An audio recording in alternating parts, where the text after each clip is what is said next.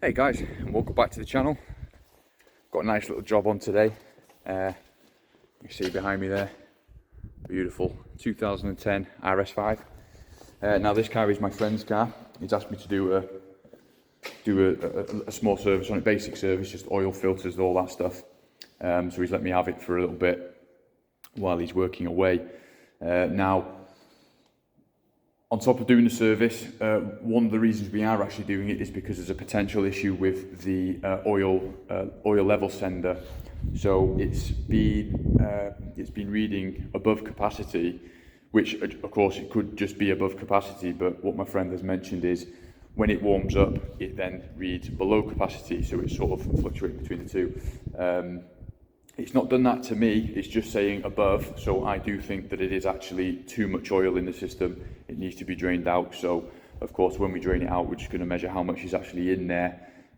This thing takes about I think it's 9.3 litres, the book says. That's with a filter change as well. So we'll do that, we'll drop the oil, measure how much is in there, and then we'll put 9.3 litres in again, and check what it's saying on the system. Of course, this is digital, it's not actually, there's no dipstick or anything like that, so we'll have to warm up and all that good stuff, but we'll get to that. So yeah, hopefully there's no issue there and it is actually just too full, so we'll sort that out. But what we're going to do now to start with is just do the air filters and the plugs, get the spark plugs done. So of course air filters just sit right under there, we'll take those out, and then we'll have to take the actual intake system out there just to get to the spark plugs, which is no problem at all. And the oil filter, I think it sits under there, there he is there. So there's the oil filter there, just at the back of the engine between the throttle bodies. So that's it, we'll get cracking with that and we'll get these air filters changed. Right, so changing these air filters, very simple. Get yourself this one, it's a, what is it, a T20. 1, 2, 3, 4. Once they're undone, this thing just then lifts off. Now, what I've actually found in here is, I sort of half expected it, to be honest, is K&N. So I'm just going to leave them in there, to be honest. It is my mate's one, so I'm going to ask him. They're not too dirty, to be fair. You hold them up, you can see a bit of light. There's not a great deal of muck, but they will need a clean and a spray up soon. So I'm just going to leave the air filters in, let him know, and I'll keep those other ones to the side. What I have actually found quite interesting, I really don't know why and how and what, but there's an ID, somebody's ID's in there, which is very strange. Let's have a look. Yes, very strange. Right, so I'll be speaking to my friend about that and work out what's gone on there. But yeah, so that's the air filters, of course, same on the other side, but I am going to leave them. Right, okay, so once you've moved people's IDs from the airboxes, we will remove this entire airbox system as well, the intake there. So of course we're going to release the Jubilee clip on there with that 7mm, pop these two out so that hose comes off, and then clip from that duct, and then this should, I believe, pop out. I don't think there's anything at the bottom holding it in, but we'll have a look and we'll get to that now. Okay, so that's out, come out pretty easily once you've removed that. There is these here sort of little locators, put that on the side. They simply pop into these little rubber holes here, and they're mounts for that. So it's a simple case of lifting it up from the back first, and then it pops up like that, quite simple. So that's now out the way. So we'll put that there, which gives us perfect access then to the coil packs to change the plugs. So we'll get on with that now. Okay, so first pulling off this bracket here. So there's 2 Torx bolts there, and then underneath we've got 2, I can't really see with the light, there we go, 1 and 2 10mm nuts there, and then this moves out the way, and then we're able to then pull the cables out of the bottom of the coil packs there. Okay, so once that bracket's out the way there, break free the harness there, and then your coil packs are then free to be popped out. So we'll get them out and get the plugs changed and see what condition they're in. So there's the coil packs out. They look pretty clean, there's no oil sort of at the bottom of them, suggesting there's any leakage on the head there. So, or the cam cover should I say, that's good. What we are seeing, there is a bit of oil sort of around this area now.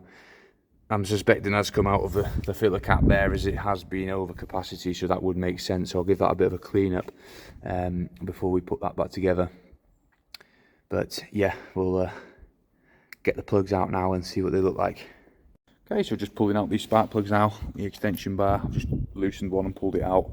Looking a bit, focusing. Yeah, it looks like it could do with a bit of a change, a bit oily at the bottom there as well, which is a little bit concerning. I'll have to keep an eye on those.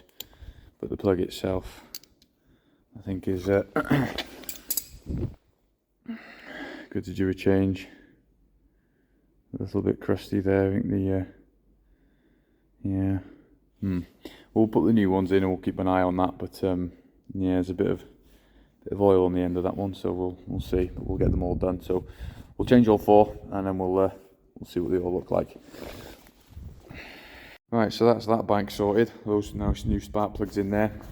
They weren't looking too bad, I guess. They're a bit crusty. Could definitely do with a change, but this one I'm not overly worried about. I know they said there was a little bit of oil on it, but I think, to be honest, because of it's the one that sits right under the filler cap and it's just overspill, it has gone onto that as I dragged it out. So I mean, the majority of it is pretty dry, so I'm not too worried about that. So they're fine, to be honest.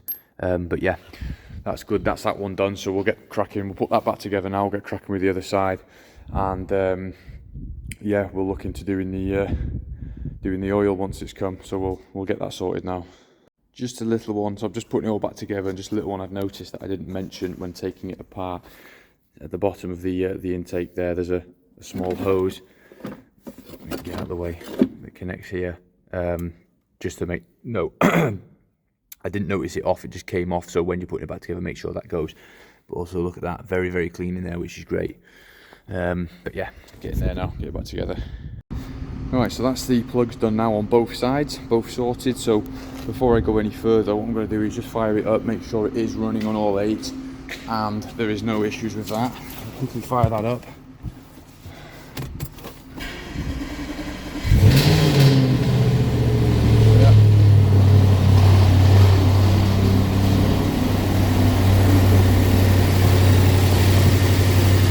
Okay, well, I don't think there's any worries with that then.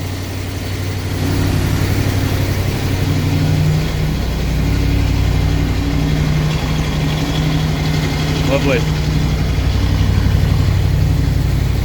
Happy days. So there is a management light on, we know about that, so we're going to get that sorted at a different stage, but we'll just let the high idle drop.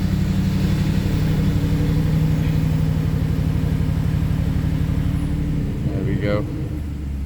So it's settling down now.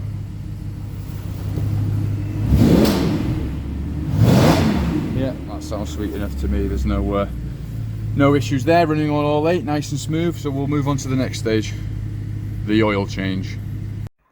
Right, so on to the oil change.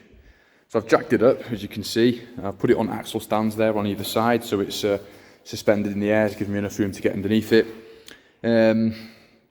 The engine cover is not actually there on this. I don't know where it is, but it just wasn't there. So I'll let my mate know, and you can get a new one if you want or whatever.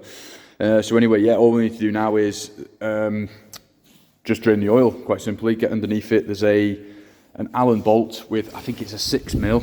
Let's have a look. 6mm. Yeah, it's a 6mm Allen. Crack that off. Drain the oil. I'll take the cover. In fact, I'll do that now. Take the cover off there. Well, this doesn't even need to take that off, but there we go. Take that off so it can draw the air through, and we'll do the oil filter while that's draining. So we'll get that done now. So yeah, we've got about 9.3 litres this takes, as I did mention. That's on the service book. Now, of course, there was that problem I mentioned that it might have too much oil in, so I'm thinking, maybe about 10 litres, but we'll see. So it'll be interesting to see how much we can get out. I've got some empty oil drums there so I can measure the old stuff just to see roughly. But yeah, we'll get that out now, and we'll get it sorted. Alright, just so you can see underneath, of course, there, the oil pan there. Got the Allen socket on there ready to come off. So just gonna simply twist that off, and it's gonna drain in. I just thought I think this is a 10 litre, but I hope it's I hope it's not less. I hope that's not got more than 10 litres in it, because otherwise that's going to overflow. So this is going to be very tight, but we'll see. So it's draining out nicely there. Filling up very quickly. Let's move that. So yeah, we'll let that drain, and we'll get the oil filter done on top. Right, that's drained. Now, as you can see by the oil absorbent pads, there was a little bit more than I expected. A lot more than I expected. Now, that drain pan, I'm pretty sure that's a 10 litre drain pan. I might be wrong, but that filled up very quickly, overflowed it. A yellow bucket, put some in a yellow bucket. There must have been about 11 plus litres in that, which isn't good. Now, I kind of knew that it was overfilled because that's what it was saying on the system. So that's confirmed it. I don't need to measure it. There was way too much oil in this car. It's still dripping out now, I can hear it. So, bit of a disaster, but oh well. That's fine, that's done. So I'm going to do the oil filter now.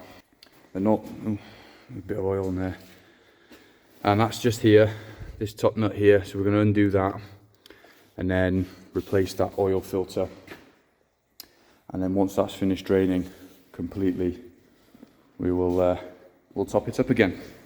Okay, so here's the oil filter. Simply just screws out, pulls up. There is an O-ring out of focus. Why is it out of focus? There we go. There is an O-ring at the bottom there that needs to be replaced. So the kit comes with it. So I'm just going to check this over inside, make sure there's no bits of metal, stuff like that that's not supposed to be in the filter, and then we'll place that. Right, so that's the sump plug back in with the new copper washer and the new filter back in and tightened up, both of them. So we'll get the fresh oil in.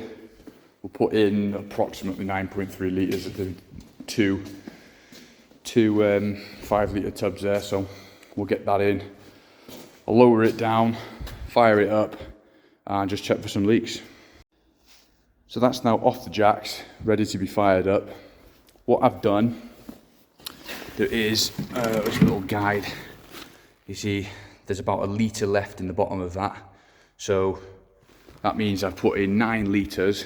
Now, of course, it does take 9.3. 9 litres is going to be more than enough to fire it up, just so I can get it circulating, warm it up, and check the gauge. Now, what I want to see on the gauge is that it's telling me to top it up, like it's too low. That'll tell me then it's reading in both directions. It's saying that it's too full and it is too low. Which tells me the sensor is in fact working, and it was just too full, which I'm pretty sure it was from the disaster that just happened.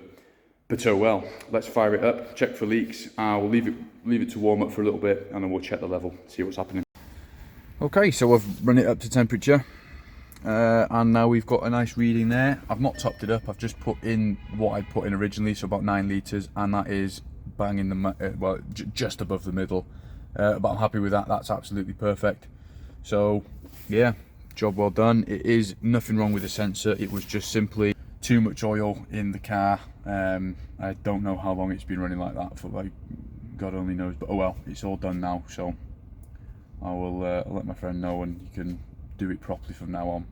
But yeah, that is it. That's all I'm going to be doing. So that's the oil service done now on this, as well with the spark plugs and the air filters. Not that we changed the filters, but yeah, that's how we do it. So that's it. I'll wrap it up there. I'll take it out for just to finish off. I will be taking this car out for a quick spin. I'll check it again after, just to double check, as you always should do. If it needs it, I'll top it up, but no, I'm happy with that. So yeah, thank you very much for watching. That is how we do a service, or basic service, on an Audi RS5. Thank you very much. Goodbye.